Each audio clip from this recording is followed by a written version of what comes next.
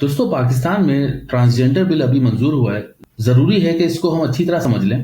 بظاہر تو یہ بل خواجہ سراؤں کی حمایت میں نظر آتا ہے کہ وہ تعلیم حاصل کر سکیں، پراپرٹی خرید سکیں، ووٹ کر سکیں وغیرہ وغیرہ، لیکن ایک کلاز اس میں ایسا ہے جو کہ کنفیوژن کا باعث بن رہا ہے۔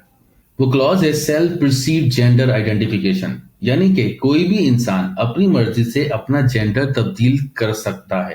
اس کلاز میں صرف خواجہ سراؤں کو ٹائٹل نہیں کیا گیا، یعنی کہ کوئی بھی انسان اس کیٹیگری پہ اپلائی ہو سکتا ہے، جس کا نتیجہ یہ ہوا کہ 2018 سے اب تک تقریباً 29,000 جنس تبدیلی کی درخواستیں نادرہ کو موصول ہوئی، جس میں سے 16,530 مردوں نے عورت بننے کی خواہش ظاہر کی اور 15,154 عورتوں نے مرد بننے کی درخواست دی، اور صرف 30 درخواستیں خواجہ سراؤں کی طرف سے موصول ہوئیں، جس میں سے 21 نے مرد بننے کے لیے اور 9 نے عورت بننے کی درخواست نادرہ کو بھیجی۔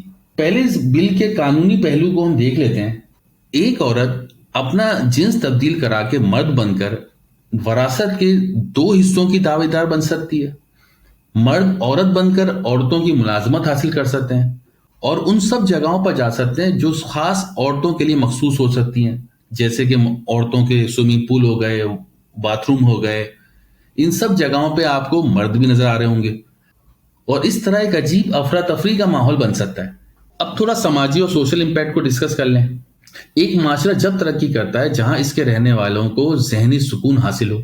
پاکستان جیسا معاشرہ جہاں انسان پہلے ہی ہزاروں قسم کی تکالیف میں مبتلا ہے، وہاں اگر انسانوں سے یہ سکون بھی چھین لیا جائے کہ جس جینڈر کو وہ کہہ رہا ہے کیا واقعی وہ جینڈر اس کا ہے بھی یا نہیں، ہم خود لوگوں کو دعوت دے رہے ہیں کہ وہ اس سوچ کے دروازوں کو کھولیں کہ وہ مرد بھی ہیں یا نہیں، یا عورتیں سوچیں وہ عورتیں ہیں یا نہیں۔ اس قسم کی سوچ سے جو ذہنی اضطرابیت معاشرے میں پیدا ہوگی، وہ سوچ کے ہی رونگٹے کھڑے ہو جاتے ہیں۔ اب آتے ہیں اخلاقی پہلو پر۔ جب جنس کی قید ہی ختم ہو گئی تو ہم جنس پرستی کا دروازے کھل جائیں گے۔ دوستی جیسے مقدس رشتے کی کوئی حیثیت باقی نہیں بچے گی۔ اب تک ہم جنس پرستی نفسیاتی مسئلہ تھا، یعنی کسی انسان کی سوچ کے زاویے تبدیل ہو جانے سے وہ ہم جنس کی طرف راغب ہو جاتا ہے اور وہ کمفرٹیبل فیل کرتا ہے اپنے جیسے ہی جینڈر کے ساتھ۔ اس نفسیاتی بیماری کو تھوڑی سی اویئرنیس سے دور کیا جا سکتا ہے، لیکن جب حکومت خود انسانوں کو ہم جنس پرستی پر جھونک دے تو اس کا نتیجہ قوم لوط کی صورت میں ہی نکلتا ہے۔ قوم لوط کو ہم سب سے اینڈ میں ڈسکس کریں گے، لیکن سوچنے کا مقام یہ ہے کہ حکومتیں ایسے بل لاتی کیوں ہیں؟ اس کے پیچھے ان کا موٹیویشن ہوتی کیا ہے؟ دیکھیے، ہم اکنامکس میں پڑھتے ہیں اسکیرسٹی، یعنی کہ ریسورسز لمیٹڈ ہوتی ہیں، ریسورسز کی قلت ہوتی ہے، اور آبادی جس ریشو سے بڑھ رہی ہے اس سے اکانومی کو بیلنس کرنا بہت مشکل ہو جائے گا۔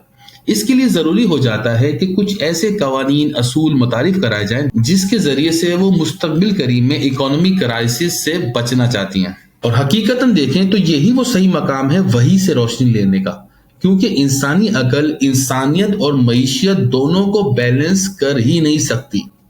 اہل کتاب کے پاس جو وحی کی کتابیں ہیں وہ تو بہت پہلے تحریر کر چکے، لیکن مسلمانوں کے پاس قرآن شریف جیسی روشن منور کتاب ہونے کے باوجود بھی اس کا مقام بس یہ ہے کہ ہم چومنے چاٹنے کی حد تک اس کو رکھا ہوا ہے۔ جب وحی کی روشنی ہمارے سامنے نہیں ہے تو ہم انسانی عقل کی بیس پہ اکانومی اور انسانیت کو جو بیلنس کرنے کی کوشش کرتے ہیں، اس میں سب سے اچھا آپشن کو یہ نظر آ رہا ہے کہ ہومو سیکسولیٹی کو پروموٹ کیا جائے۔ لوگوں کو پلیجر بھی مل جاتا ہے اور اولاد بھی نہیں ہوتی۔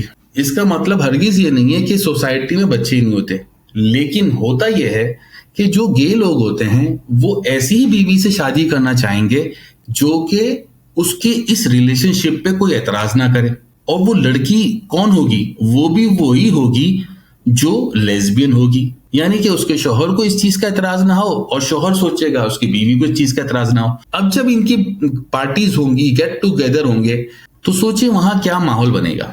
یہی سیم مقام تھا قوم لوط کا، جہاں پر لڑکوں نے عورتوں کو چھوڑ دیا تھا اور عورتوں نے مردوں کو۔ قرآن میں اللہ ذکر کرتا ہے کہ لوط کا واقعہ یاد کرو جب اس نے اپنی قوم سے کہا تھا، کیا تم ایسی بے حیائی کا کام پسند کرتے ہو جو تم سے پہلے کسی نے نہیں کیا؟ تم نے عورتوں کو چھوڑ کر مردوں پر مائل ہوئے ہو، رہزنی کرتے ہو اور اپنی مجلسوں میں اعلانیہ برائیوں کے مرتکب ہوتے ہو۔ جو میں نے کہا کہ جب ان کی گیٹ ٹوگیدر ہوں گی تو جو ماحول بنے گا وہ آپ امیجن کر سکتے ہیں، وہ کس قسم کی نہ وہاں شرم و حیا ہوگی، نہ کوئی عزت مقام ہوگا کسی کا۔ اور اسی چیز کو ایک اور مقام پہ اللہ نے فرمایا کہ لوط نے اپنی قوم سے کہا، کیا تم اپنی نفسانی خواہشات کی تسکین کے لیے دنیا میں سے مردوں کے پاس جاتے ہو اور تمہارے پروردگار نے اس مقصد کے لیے جو تمہارے لیے بیویاں پیدا کی ہیں انہیں چھوڑ دیتے ہو؟ یعنی تم قوانین خداوندی کی یا فطرت کے قوانین کی حد سے بالکل تجاوز کر جاتے ہو۔ پھر جب اللہ تعالیٰ کے بھیجے ہوئے مہمان لوط علیہ السلام کی قوم کے پاس آئے اور لوط علیہ السلام سے انہوں نے فرمایا کہ ہم تیرے پروردگار کے بھیجے ہوئے، گھبرانے کی بات نہیں ہے، یہ لوگ تجھ پہ قابو نہ پا سکیں گے۔ آپ یہ کریں کہ رات کے قصے میں اپنے آدمیوں کو ساتھ لے کر یہاں سے چلے جائیں، اور یہ بھی سمجھ لیں کہ آپ کی بیوی آپ کے ساتھ نہیں جائے گی، وہ پیچھے رہ جائے گی، اور جو کچھ ان لوگوں پر گزرنا ہے وہ اس پر بھی گزرے گا۔ اب آپ غور کریں، اگر تو خالی یہ مرد مرد ہی ہو رہے ہوتے تو پھر بیوی اس طرف کیوں جا رہی تھی؟ اور پھر ہوا یوں کہ ان پر پتھروں کی بارش ہوئی، یہ ان کا انجام ہوا۔ تو دوستوں یہ تھی آج کی ہماری ویلاگ۔ اگر آپ کو یہ کوئی سوال ہے تو اس میں کمنٹ کیجئے، اگر پسند آئی ہے تو لائک کریں، اور اس ایفرٹ کو اپریشیٹ کرتے ہیں تو چینل کو سبسکرائب کریں۔ Thank you.